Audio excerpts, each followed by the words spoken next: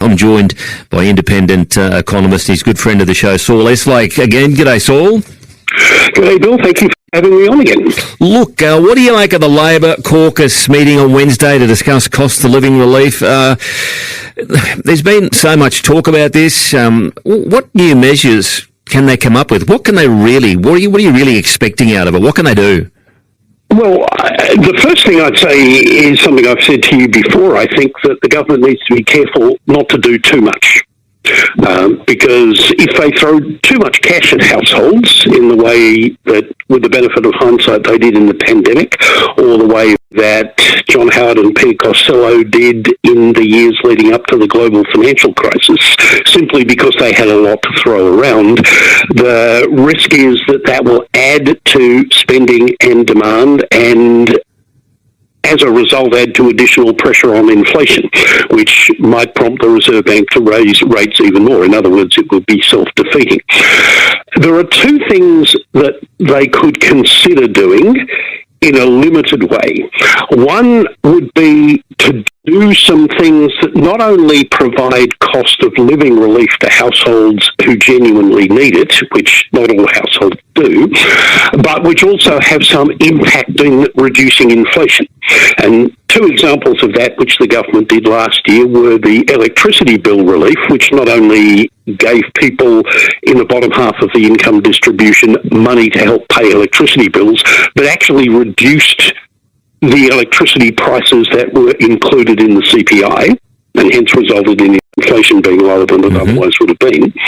The second thing they did, which was clever in that regard, was increase the childcare subsidy, which, again, not only helped families meet childcare bills, but also reduced the cost of childcare measured in the CPI and hence reduced inflation. Now, that may not be as easy to replicate in 2024. First, because electricity prices shouldn't be going up this year.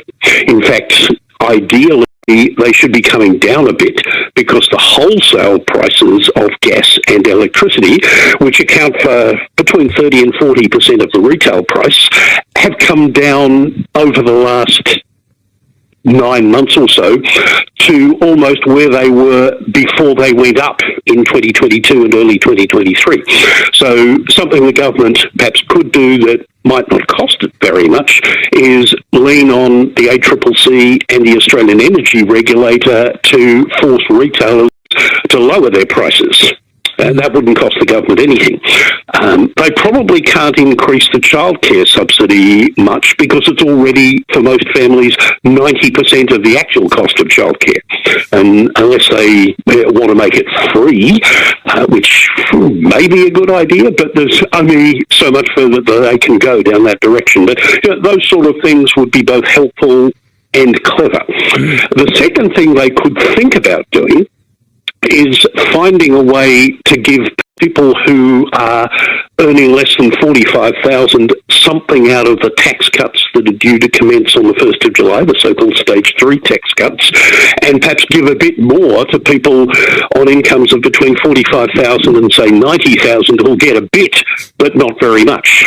Now, again, they have to be careful in how they do that, because if, for example, they simply cut the 19% tax rate or the 30% tax rate, that also gives benefits to people higher up the scale who are already going to get quite a bit out of the Stage 3 tax cut. So they might have to think about, for example, reinstating the so-called low and middle income tax offset that was the Stage 2 of the Morrison government's tax cut program, but which was only ever intended to last for 1 year. They extended it for another 2 years, but it dropped out of the system in the current financial year. So if they were to reinstate that, that would, for example, give families on modest incomes anywhere between $500 and $1,000 a year, and not all of it perhaps would be spent.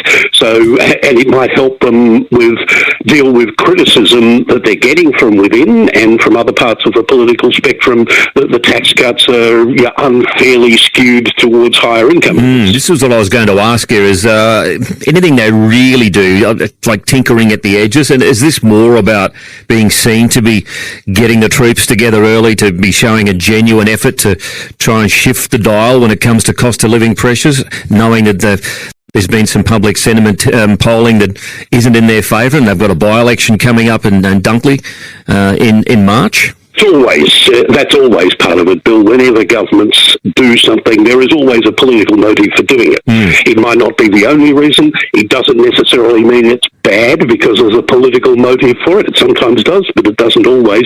Of course, there's a political motivation for doing it. The Prime Minister and the Treasurer will know full well that there is pressure on them to do something about cost of living.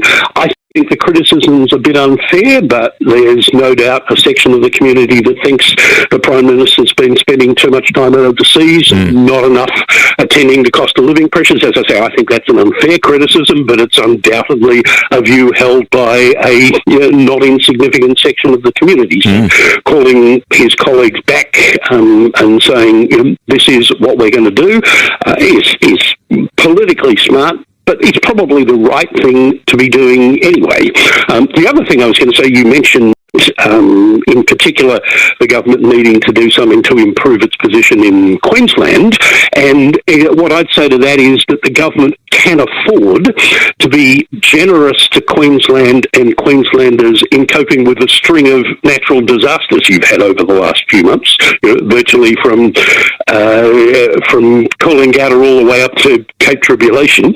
There have been a lot of natural disasters. With another cyclone expected to be named tomorrow and hit the coast on Thursday or Friday as well. Yeah, sorry. The federal government can afford to be generous to people who've been adversely, and communities that have been adversely affected by this, and it probably wouldn't be inflationary.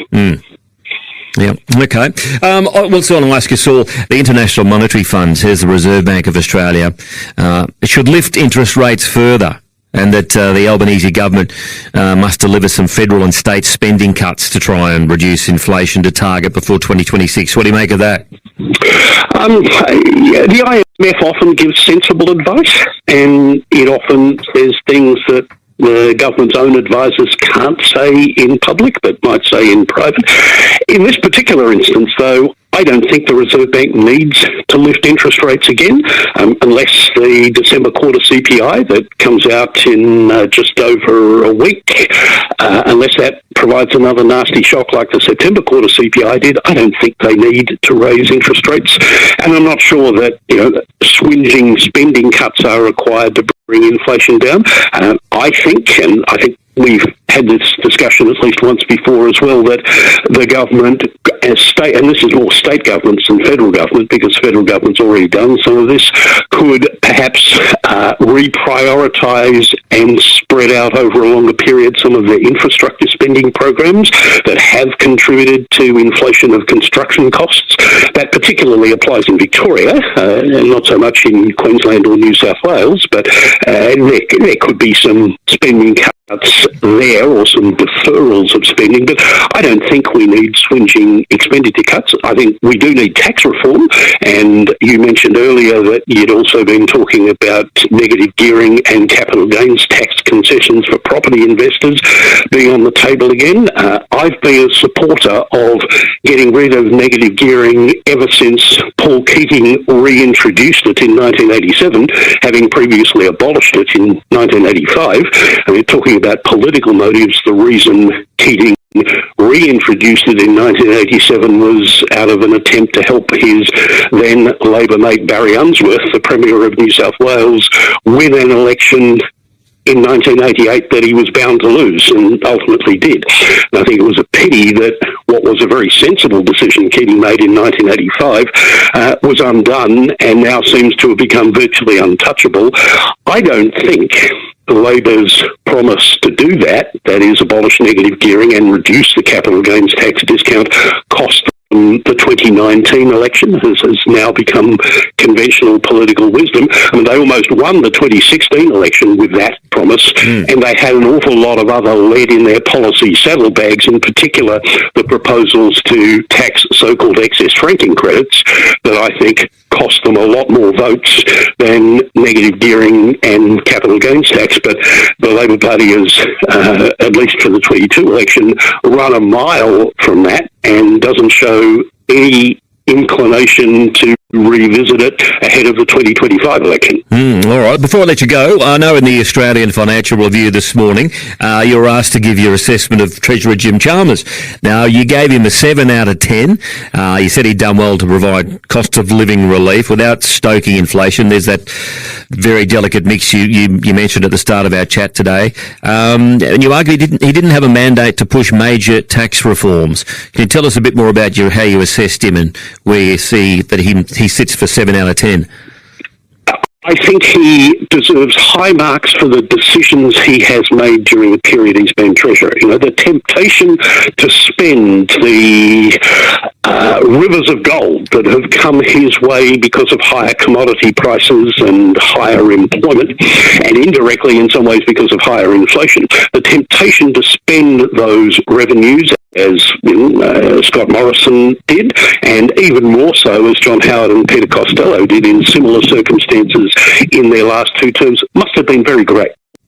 But for the most part, he's avoided that, and although he probably doesn't get a great deal of credit from the average punter for it, I think it was highly commendable and speaks very well.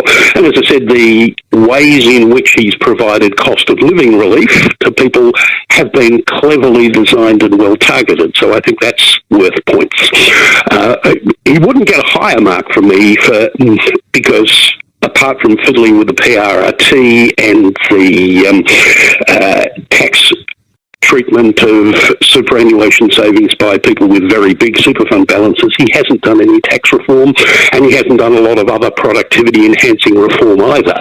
But the point I make is that he doesn't have a mandate for it, because the Albanese government won government at the 2025 election in the only way that oppositions can, which is by promising not to do very much at all, except to do it more competently than the other mob, and with a long list of things that they wouldn't do, including getting rid of negative gearing and reducing the capital gains tax discount.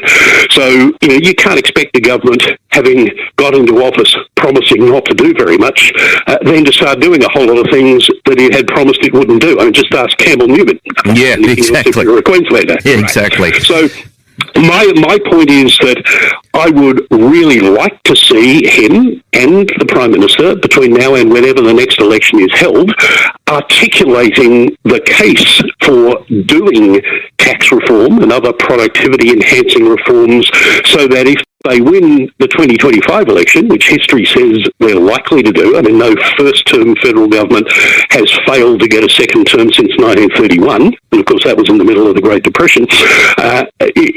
I would like to see him asking the public for a mandate to do the sort of things that would shore up our revenue system so that we can afford the things the public obviously wants, better healthcare, better aged care, the NDIS, or the things that the public's going to get whether they want it or not, like more spending on defence, without running big budget deficits, and the sort of reforms that might do something to improve our absolutely miserable productivity performance over the last 15 years so that there would be a sustainable basis for the increases in real wages that everybody wants. My concern is that neither he nor the Prime Minister shows any inclination at all of wanting to do that. All right. Look, always great to chat with you. Thanks very much for your time. That's an absolute pleasure. Thank you for having me. Independent economist Saul Eslake, one of the best in the business, no doubt about that. He is the best in the business, in fact.